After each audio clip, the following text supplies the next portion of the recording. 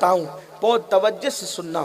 آج مال کی محبت میں مسلمان جوا کھیل رہے ہیں، مال آنا چاہیے، سود کھا رہے ہیں، مال آنا چاہیے، لاٹری کھیل رہے ہیں، مال آنا چاہیے، چوری کر رہے ہیں، مال آنا چاہیے۔ مال کدھر سے بھی آئے مال آئے، کیسے بھی آئے مال آئے، لیکن آؤ مال کی محبت میں اللہ کی نافرمانی کرنے والوں، پہلے تو یہ سوچ لو کہ اللہ نے جتنا تقدیر میں لکھا ہے اس سے زیادہ نہیں ملنے والا ہے۔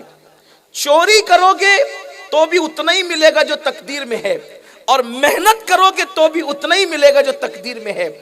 آپ چوری کر کے تقدیر سے زیادہ حاصل نہیں کر سکتے، جوا کھیل کے تقدیر سے زیادہ حاصل نہیں کر سکتے، کسی کو قتل کر کے مال چھین کے حرام کا لے کر تقدیر سے زیادہ حاصل نہیں کر سکتے۔ مثال کے طور پر ایک چیز رکھ دی گئی ہے، دو راستے بتا دیے گئے ہیں، یہ حلال کا راستہ ہے، یہ حرام کا راستہ ہے۔ حلال سے جاؤ گے مال بھی ملے گا، برکت بھی ملے گی، اللہ کی خوشی بھی ملے گی۔ حرام راستے سے جاؤ گے مال تو ملے گا، برکت بھی نہیں ملے گی، اللہ کی خوشی بھی نہیں ملے گی۔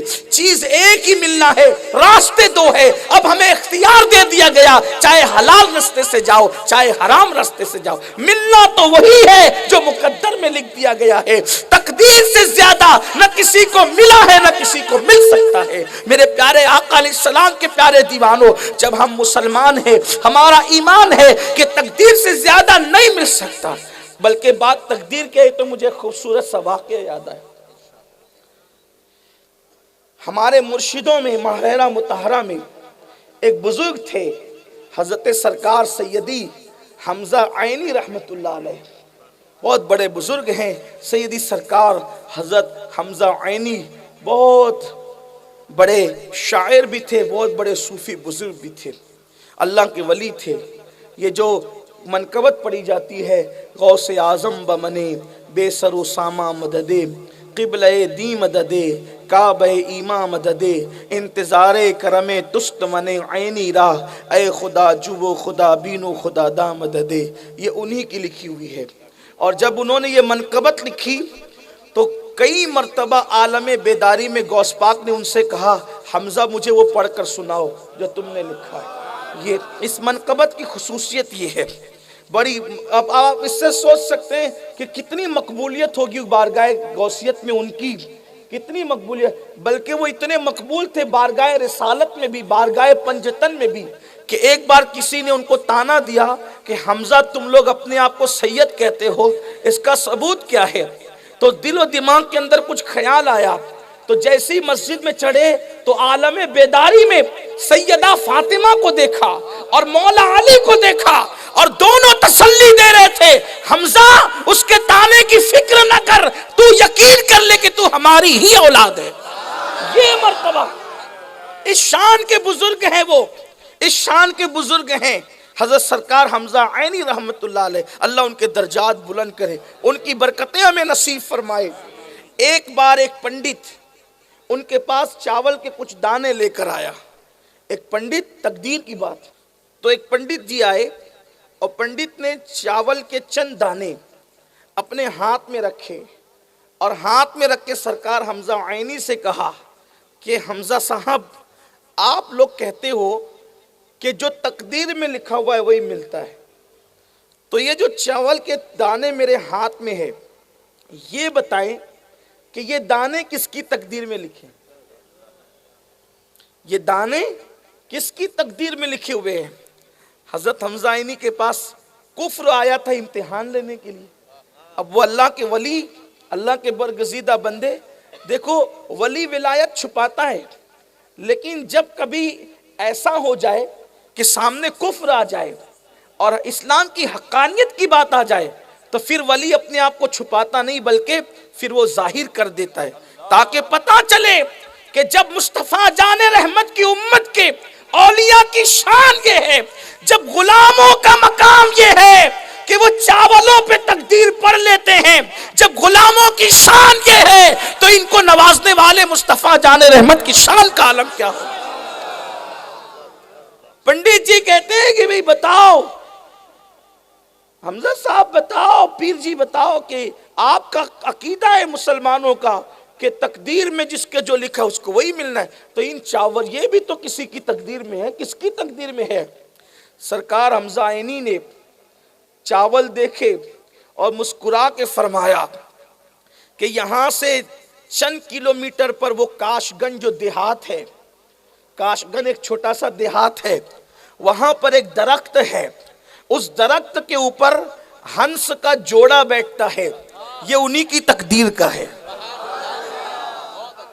یہ انہی کی تقدیر کا ہے. قربان میں کیا کہوں، کس منہ سے کہوں، کیسے کہوں، کیا شان بیان کروں اللہ والوں کی.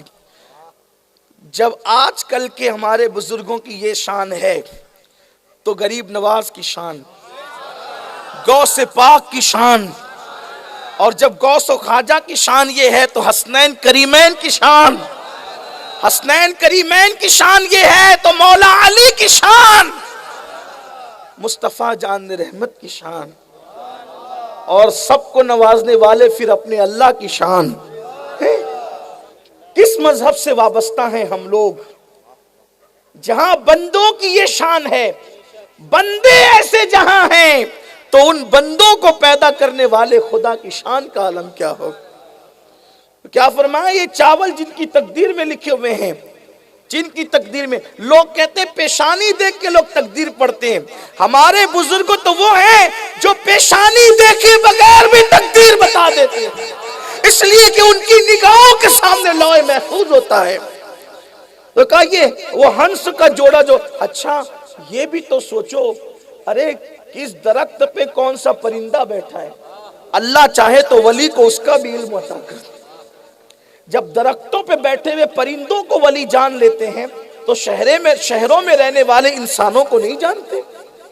تو کہا کہ وہ ہنس کا جوڑا کاش گنج میں بیٹھتا ہے، ان کی تقدیر میں ہے. اس نے ہنسا، کہاں لگایا اور اس کو منہ میں ڈال دیا، پھانک لیا اور نگل گیا. دیکھا کیا کہا تھا؟ یہ فلاں کی تقدیر میں ہم نے کھا لیا. میرے اور آپ جیسے ہوتا تو پریشان ہوتا، لیکن اللہ والوں کا ایمان کتنا مضبوط ہوتا ہے. فرمایا پنڈت جی کھائے کوئی بھی، لیکن تقدیر میں تو انہی کے لکھا ہے، انہی کی تقدیر میں لکھا ہے، کوئی بھی کھائے. وہ ہنستے ہوئے چلا گیا، اسلام کا مذاق اڑاتے ہوئے. بڑے آئے تھے تقدیر بتانے والے، فلاں کی تقدیر میں لکھا ہے، وہ اس کی تقدیر کا دیکھو ہم نے کھا لیا. لیکن چند ہی منٹ گزرے تھے، اس کے پیٹ میں درد شروع ہوا، اور جب درد شروع ہوا تو اتنے زور کا درد تھا کہ وہ زمین پر لوٹتا تھا.